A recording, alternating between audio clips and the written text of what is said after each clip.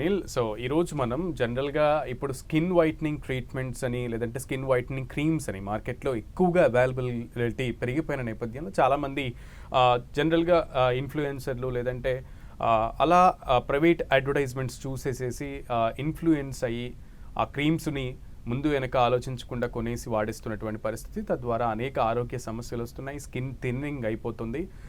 ఫేస్ని సన్కి ఎక్స్పోజ్ చేయలేనటువంటి సిచ్యువేషన్లో చాలామంది ప్రజలు ఇబ్బందులు పడుతున్నారు. ఇచ్చింగ్స్ వచ్చేస్తున్నాయి, చాలా డిసీజెస్ వచ్చేస్తున్నాయి. తద్వారా ఓన్లీ ఎక్స్టర్నల్ స్కిన్కే కాదు, ఇంటర్నల్ బాడీ పార్ట్స్కి కూడా ఇంపాక్ట్ అవుతుందని రీసెర్చర్స్ బయటపెట్టినటువంటి పరిస్థితి. సో అసలు ఇంటర్నల్గా బయట క్రీమ్స్ వాడడం ఏంటి, ఇంటర్నల్గా బాడీలో ఆర్గాన్స్ డ్యామేజ్ అవడం ఏంటి అనే విషయాన్ని ఈరోజు మీకు క్లారిటీ ఇవ్వడానికి నేను డాక్టర్ గారితో మీ ముందుకు వచ్చేసాను. సో ఈరోజు మనతో పాటు స్టూడియోలో ఉన్నారు డాక్టర్ శ్రీకాంత్ గారు, నెఫ్రాలజిస్ట్ ఫ్రమ్ కిమ్స్. ముందు ఆయనకి వెల్కమ్ చెప్తాం. Welcome sir. నమస్తే అండి. యా, సో అంటే ఇంత ఇంట్రడక్షన్ ఇచ్చాను. యాక్చువల్లీ ఇప్పుడు స్కిన్ వైట్నింగ్ ట్రీట్మెంట్స్ అని లేదంటే స్కిన్ వైట్నింగ్ క్రీమ్స్ అని ఎక్కువగా అవైలబుల్ అవుతున్నాయి మార్కెట్లో. వాటికి టెండ్ అవుతున్నారు చాలామంది జనాలు. దాని ద్వారా వచ్చేటువంటి సైడ్ ఎఫెక్ట్స్ గురించి చాలామంది ఆలోచించట్లేదు, బట్ ఇన్స్టెంట్ రిజల్ట్స్ కావాలని కోరుకుంటున్నట్లుగా బ్లైండ్గా వెళ్ళిపోతున్నారు.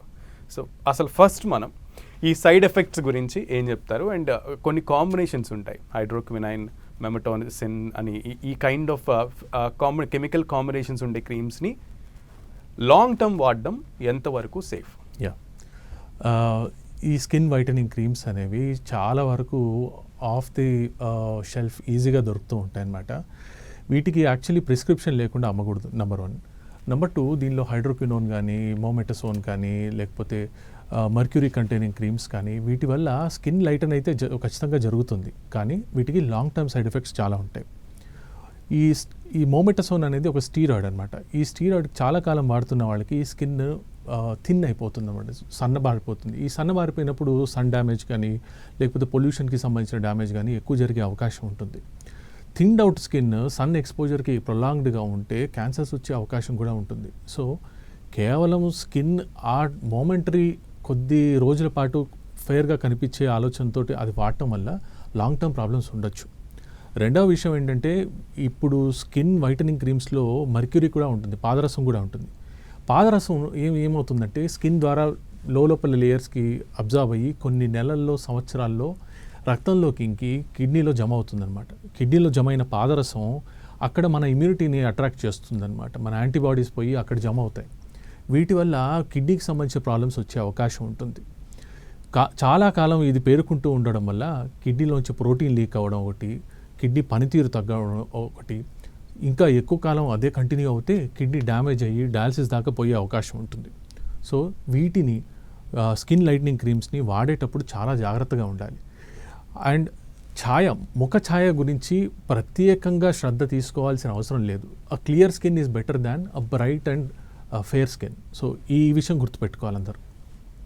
ఎస్, అయితే ఈ విషయంలో ఇప్పుడు ఈ రోజుల్లో అందరూ కూడా ఈ ఫెయిరింగ్ మీద చాలామంది ఆశపడి క్లియర్ స్కిన్ పక్కన పడేసి ఫెయిర్నెస్ కావాలి అని చెప్పి ఆశపడుతూ ఇదవుతున్నారు. అండ్ మీరు అన్నట్లుగా ఇంటర్నల్ ఆర్గాన్స్ని ఇంపాక్ట్ చేసే అవకాశం ఉంది. ముఖ్యంగా కిడ్నీ ఫిల్టరింగ్ వ్యవస్థే దెబ్బతినే పరిస్థితి ఉంది అంటున్నారు. అది అంటే ఈ ఎన్నాళ్ళు వాడితే ఆ సమస్య తలెత్తే అవకాశం ఉంటుంది? కొన్ని నెలల నుంచి సంవత్సరాలు వాడినట్టయితే ఇవి కిడ్నీ డ్యామేజ్ చేసే అవకాశం ఉంది. ప్రత్యేకించి యంగ్స్టర్స్ని ఈ మధ్య ఎక్కువగా చూస్తున్నాం అన్నమాట. నెఫ్రాటిక్ సిండ్రోమ్ అంటాం. అంటే ప్రోటీన్ విపరీతంగా లీక్ అవుతుంటుంది కిడ్నీలోంచి, కాళ్ళు వాచిపోతాయి, మొహం వాచిపోతుంది.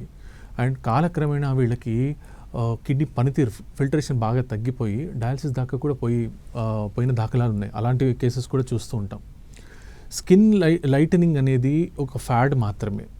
You are beautiful in the skin that you live. You should remember that. Right. అయితే డాక్టర్ గారు, ఇంకొక విషయం, ఈ రోజుల్లో అందరూ జిమ్కి వెళ్తున్నారు, హెల్త్ కాన్షియస్నెస్ ఎక్కువైపోయి, అయితే అట్నుంచి కూడా అనర్థాలు ఎదురవుతున్నటువంటి పరిస్థితి ఉంది. ఫేక్ అడ్వర్టైజ్మెంట్స్ ద్వారా, ఫేక్ ప్రమోషన్స్ ద్వారా ఈ బ్రాండ్స్ అన్నీ కూడా, ఏవైతే ప్రోటీన్ బ్రాండ్స్ అన్నీ కూడా మంచివి అనుకుని ఒక డైలమాలో చాలామంది మనం ఈ స్కూప్లో ఇంత ప్రోటీన్ని తీసేసుకుంటున్నామని ఒక అత్యుత్సాహంతో ప్రోటీన్ ఇంటేక్ని ఎక్కువ తీసేసుకుంటున్నారనమాట, కొన్ని రాంగ్ సజెషన్స్ వల్ల. సో ఈ ప్రోటీన్ ఇంటేక్ ఓవర్టేక్ వల్ల ఎలాంటి ప్రమాదం వచ్చే అవకాశం ఉంది? ఇది చాలా మంచి ప్రశ్న, చాలా కాంప్లికేటెడ్ ప్రశ్న. ప్రోటీన్ ఇంటేక్ అనేది మనం చూసినప్పుడు ఎవరు తీసుకుంటున్నారో ఆ వ్యక్తికి సంబంధించిన రిస్క్ ఎంత అని చెప్పి చూడాలి.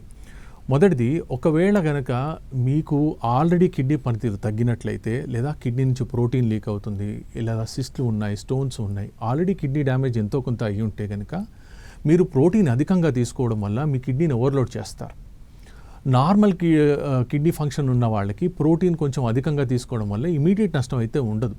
అయితే నార్మల్ ఇండివిజువల్ ఎవరు, అబ్నార్మల్ ఇండివిజువల్ ఎవరు అనేది చాలామందికి తెలియదు. ఎందుకంటే మనం టెస్ట్ చేయండి కిడ్నీ పనితీరు తగ్గినప్పుడు ఎలాంటి లక్షణాలు కనిపించవు.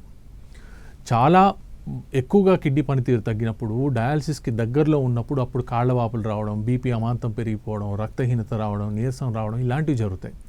కిడ్నీ ఫెయిల్యూర్ అనేది 5 దశల్లో అవుతుంది. మొదటి 3 దశల్లో ఎవరికి ఎలాంటి లక్షణాలు ఉండవు. ఇందువల్ల కిడ్నీ ప్రాబ్లం ఉన్నాళ్ళు కూడా తెలియక ప్రోటీన్ ఇంటేక్ ఎక్కువ తీసుకున్నారనుకోండి, వాళ్ళ కిడ్నీ డ్యామేజ్ అనేది చాలా తొందరగా ప్రోగ్రెస్ అవుతుంది. కిడ్నీ డ్యామేజ్ లేని వాళ్ళు కాసింత ప్రోటీన్ పెంచిన వాడికి ఇమీడియట్గా నష్టం జరగకపోవచ్చు. అయితే దీనికి కూడా ఒక ప్రాతిపదిక ప్రామాణికం అనేది ఉంటుంది. ఒక నార్మల్ వ్యక్తికి కావాల్సిన ప్రోటీను 1 కిలోగ్రామ్ బరువుకి 1 గ్రామ్, అంటే 60 కిలోల బరువు ఉన్న వ్యక్తి 60 గ్రాముల ప్రోటీన్ రోజు మొత్తంలో తీసుకోవచ్చు. 1.2 గ్రామ్స్ పర్ కేజీ బాడీ వెయిట్ని దాటితే అది కొంచెం హై ప్రోటీన్ డైట్గా పరిగణిస్తాం. హై ప్రోటీన్ డైట్ అందరి శరీరాలు ఒకే విధంగా దానికి రెస్పాన్స్ ఇవ్వవు. సో ఒకవేళ కనుక మీరు జిమ్కి వెళ్తున్నారు, ఇప్పుడు ప్రోటీన్ ఇంటేక్ పెంచాలనుకుంటున్నారంటే ఫస్ట్ మీరు చేయాల్సింది మీ కిడ్నీ పనితీరు ఇప్పుడు, అంటే without starting a diet you have to check your serum creatinine లేదా సీరం సిస్టాటిన్ సి అనేది. మీ కిడ్నీ పనితీరుని చూసుకున్న తర్వాత మీకు ప్రోటీన్ ఏం లీక్ కావట్లేదు, ఆరోగ్యం బాగానే ఉంది అంటే అలాంటప్పుడు పెంచవచ్చు. ప్రోటీన్ ఇంటేక్ ఒక లెవెల్ దాటి పెరిగినప్పుడు కిడ్నీ మీద హైపర్ ఫిల్టరేషన్ అనేది జరుగుతుంది. అంటే కిడ్నీ ఈ ఎక్కువ ప్రోటీన్కి రియాక్షన్గా ఎక్కువ ఫిల్టర్ చేస్తుంది. కాలక్రమేణా ఎన్నో ఏళ్ళు ఇలా హైపర్ ఫిల్టరేషన్ చేసినప్పుడు కిడ్నీ డ్యామేజ్ జరిగే అవకాశం ఉంది. ప్రత్యేకించి ఇది ఆమ్లాలు అధికంగా ఉన్న ప్రోటీన్ నుంచి జరిగే అవకాశం ఎక్కువ. ఆమ్లాలు అధికంగా ఉన్న ప్రోటీన్ అంటే రెడ్ మీట్. సో మటన్ కానీ బీఫ్ కానీ అధికంగా తీసుకునే వాళ్ళకి కాస్త రిస్క్ ఎక్కువగా ఉంటుంది. అదే ప్లాంట్ ప్రోటీన్ కానీ లీన్ మీట్ అంటే వైట్ మీట్ అంటారు, చికెన్ కానీ ఫిష్ కానీ, వాటితో కాసింత రిస్క్ తక్కువ. In any case if you are taking additional protein in diet, you make sure that మీ క్రియాటిన్ ఒకసారి చెక్ చేసుకోవాలి, యూరిన్లో ప్రోటీన్ పోతుందేమో చెక్ చేసుకోవాలి. ఇవి రెండు సవ్యంగా ఉంటే అప్పుడు ఒక మితంగా మీరు ప్రోటీన్ పెంచుకొని 1.2 గ్రామ్స్ వరకు పెంచుకొని మీరు డైట్ పాటిస్తూ చేసుకోవచ్చు ఎక్సర్సైజ్. కానీ ఇలా చేస్తున్నప్పుడు కూడా 6 నెలలకు సంవత్సరానికో ఓసారి మీ కిడ్నీ పనితీరుని కొలుచుకోవడం చాలా ఇంపార్టెంట్. రైట్. అయితే ప్రోటీన్ పౌడర్తో పాటు క్రియాటిన్ తీసుకునే వాళ్ళ సంఖ్య కూడా ఎక్కువ అవుతుంది. సో క్రియాటిన్ కూడా స్కూప్స్లో తీసేసుకుంటున్నారు చాలామంది. ఈ జిమ్కి వెళ్ళే వాళ్ళలో ఈ యొక్క హ్యాబిట్ ఎక్కువ అవుతుంది. సో అసలు క్రియాటిన్ అందరికీ అందరు తీసుకోవచ్చా, లేదు జిమ్కి వెళ్ళే వాళ్ళందరూ కూడా దీని వైపు పడుతున్న క్రమంలో వాళ్ళు ఫస్ట్ తీసుకోవాల్సిన ప్రికాషనరీ స్టెప్స్ ఏంటి అండ్ చెకప్స్ ఏంటి?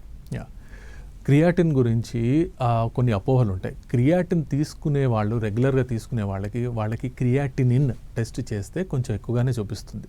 But creatinine per se kidney damage చేయదు. క్రియాటిన్ వల్ల కాస్త ఎండ్యూరెన్స్ పెరిగేది అనేది సహజమే, అది నిజమే. కానీ ప్రతి ఒక్కరికి ఎండ్యూరెన్స్ పెంచుకొని ఎక్సర్సైజ్ చేయాల్సిన అవసరం ఉండదు. అండ్ కొంతకాలం మీరు క్రియాటిన్ తీసుకున్నా కూడా మీ ఎండ్యూరెన్స్ న్యాచురల్గా మీరు అలవాటు పడుతున్న కొద్దీ మీరు ఎక్కువసేపు ఎక్సర్సైజ్ అలసిపోకుండా చేయడం అనేది మీ శరీరానికి అలవాటు అవుతుంది. సో క్రియాటిన్ చాలా తక్కువ టైం తీసుకోవడం మేలు. ఎందుకంటే దీని లాంగ్ టర్మ్ ఎఫెక్ట్స్ ఎన్నో ఏళ్ళు వాడిన తర్వాత ప్రాబ్లమ్స్ వస్తాయా అంటే దానికి ఇప్పటికీ పెద్దగా ఎవిడెన్స్ లేదు. హౌఎవర్ ఏదైనా కూడా న్యాచురల్గా మీరు పెంచుకుంటూ పోవడం బెటర్. కానీ ఇలాంటి ఎన్హాన్సర్స్ తీసుకోవడం వల్ల ఏదో రకంగా చేటు రావచ్చు. ప్రత్యేకించి ఈ క్రియాటిన్ సప్లిమెంట్స్ కానీ ప్రోటీన్ సప్లిమెంట్స్ కానీ కమర్షియల్ ఫార్ములేషన్స్లో వచ్చినప్పుడు వీటిల్లో కొన్ని హెవీ మెటల్స్ అవశేషాలు కూడా ఉన్నాయి. కొన్ని కంపెనీస్ సరైన ప్రామాణికాలు పాటించకపోవడం వల్ల హెవీ మెటల్స్ వచ్చేసి ఈ హెవీ మెటల్స్ మీ కిడ్నీని డ్యామేజ్ చేసే అవకాశం ఉంటుంది. రైట్. అండ్ ఇంకొకటి ట్రీట్మెంట్ గురించి కూడా మనం మాట్లాడుకోవాలి యాక్చువల్లీ. అంటే ఇప్పుడు వరకు మనం స్కిన్ ట్రీట్మెంట్ లేదంటే స్కిన్ క్రీమ్స్ గురించి అండ్ ప్రోటీన్ ఇంటేక్స్ గురించి మాట్లాడుకున్నాం. బట్ ఇంకొక హార్మ్ఫుల్ థింగ్ కూడా ఒకటి ఉంది. చాలామంది ఇప్పుడు హెయిర్ స్ట్రైట్నింగ్స్కి వెళ్తున్నారు. ఫిమేల్స్తో పాటు మేల్స్ కూడా హెయిర్ పెంచుకుని స్ట్రైట్నింగ్స్కి వెళ్తూ కెరాటిన్ ట్రీట్మెంట్స్ తీసుకుంటున్నటువంటి పరిస్థితి ఉంది. సో దానికి ఇంటర్నల్ ఆర్గాన్స్కి కూడా లింక్ ఉంది అనేది నేను విన్నాను. అది ఎంతవరకు నిజం? అండ్ ఈ కెరాటిన్ ట్రీట్మెంట్స్ తీసుకుంటున్న వాళ్ళకి జరిగేటువంటి డ్యామేజ్ ఏంటి? ఇది చాలా మంచి ప్రశ్న అండి. ఇప్పుడు మనం చర్చించుకున్న అన్ని వాటిల్లో కాస్త వేగంగా కిడ్నీ డ్యామేజ్ చేయగలిగింది ఈ keratin treatment. Keratin treatment especially ఎక్కువ వాల్యూమ్లో తీసుకుంటే కనుక మీ హెయిర్ స్ట్రైటన్ అవుతుందేమో, కానీ ఇందులో గ్లైకోలిక్ యాసిడ్ అనే పదార్థం శరీరంలోకి ఇంకి రక్తం ద్వారా కిడ్నీలో ట్యూబ్యూల్స్ మైక్రో ట్యూబ్యూల్స్ ఉంటాయి అన్నమాట, చాలా చిన్న ఫిల్టర్స్ ఉంటాయి. ఈ ఫిల్టర్స్ని బ్లాక్ చేస్తాయి అన్నమాట. ఇందులో ఆక్సలేట్గా ఇది మారి ఈ క్రిస్టల్స్ కిడ్నీని డ్యామేజ్ చేస్తాయి అన్నమాట. కొన్ని సందర్భాల్లో కెరాటిన్ ట్రీట్మెంట్ తీసుకున్న 2వ రోజు 3వ రోజు కిడ్నీలు ఫెయిల్ అయ్యి డయాలసిస్ దాకా పోయిన కేసెస్ కూడా ఉన్నాయి. సో కెరాటిన్ ట్రీట్మెంట్ అనేది మీకు అవసరం లేదు. రైట్.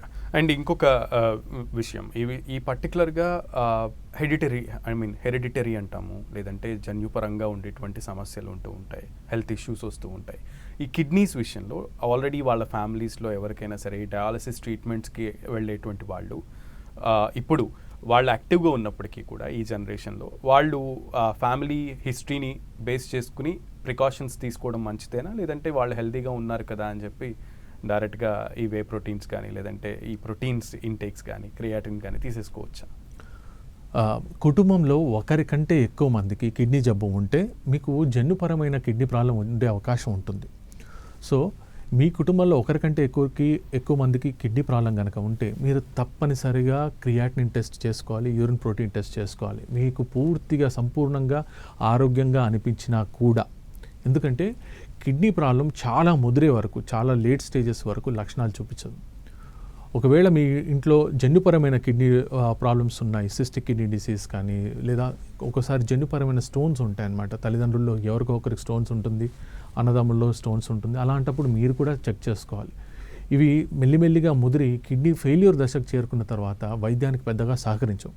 ఒకవేళ కనుక మీ కుటుంబంలో కిడ్నీ ప్రాబ్లం ఉంది అంటే మిమ్మల్ని మీరు చెక్ చేసుకోవడం చాలా మంచి పని, చాలా తెలివైన పని. రైట్. అండ్ ఇంకొకటి, ఈ మొహానికి వాడేటువంటి క్రీమ్స్ గురించి మనం మాట్లాడుకున్నాం, కానీ సబ్బుల గురించి మాట్లాడుకోవాలి. యాక్చువల్లీ పారాబెన్ ఫ్రీ అని ఈ మధ్య సబ్బులన్నీ అడ్వర్టైజ్మెంట్స్ ఇస్తున్నప్పటికీ అసలు ఫేస్కి సోప్ పెట్టడం ఎంతవరకు సేఫ్? ఫేస్కి సోప్ అనేది ఆ సోప్లో ఉండే టోటల్ ఫ్యాటీ మ్యాటర్ బట్టి డిసైడ్ చేసుకోవాలండి. It should be at least 80% or more. 80% పైబడి టోటల్ ఫ్యాట్ మ్యాటర్ ఉంటే దే ఆర్ రిలేటివ్లీ సేఫ్. అయితే ఈ సోప్ కాంటాక్ట్ కూడా ఎక్కువసేపు కాంటాక్ట్ ఉండడం వల్ల స్కిన్ డ్రై అయిపోతుంది, స్కిన్లో ఉన్న మాయిశ్చర్ వెళ్ళిపోతుంది, ఎసెన్షియల్ ఆయిల్స్ పోతాయన్నమాట. ఎసెన్షియల్ ఆయిల్స్ పోయినప్పుడు మీకు మళ్ళీ స్కిన్ డ్రై ఉండడానికి మళ్ళీ క్రీమ్స్ వాడటం, పిగ్మెంటేషన్ పెరగడం, ఇవన్నీ ఉంటాయన్నమాట. So it is essential that మీరు లేబుల్స్ చదవడం అలవాటు చేసుకోవాలి. మనందరం కూడా ఏ ప్రోడక్ట్ వాడినా దాని లేబుల్స్ చదవాలి. ఈ పారాబెన్స్ కానీ, మిథైల్ పారాబెన్స్ కానీ, సోడియం లారెల్ సల్ఫేట్ కానీ, over a long time they are not good for your skin and hair. So అవి లేని ప్రోడక్ట్స్ని చేసుకోవడం మంచి పని. రైట్. అండ్ ఈ యూత్ అంతటికి మీరు ఇప్పుడు ఎవరైతే ఈ స్కిన్ ఫెయిర్నెస్కి కానీ లేదంటే పింపుల్స్, పిగ్మెంటేషన్స్తో బాధపడేటువంటి వాళ్ళందరికీ ఎటువంటి సజెషన్ ఇస్తారు? మీకు స్కిన్ ప్రాబ్లం ఉంటే ఖచ్చితంగా ఒక మంచి స్కిన్ డాక్టర్ని కలవండి. మీ ఇన్స్టాగ్రామ్లో వచ్చే ఇన్ఫ్లుయెన్సర్ని బట్టి మీరు క్రీములు కానీ ఇవన్నీ వాడకూడదండి.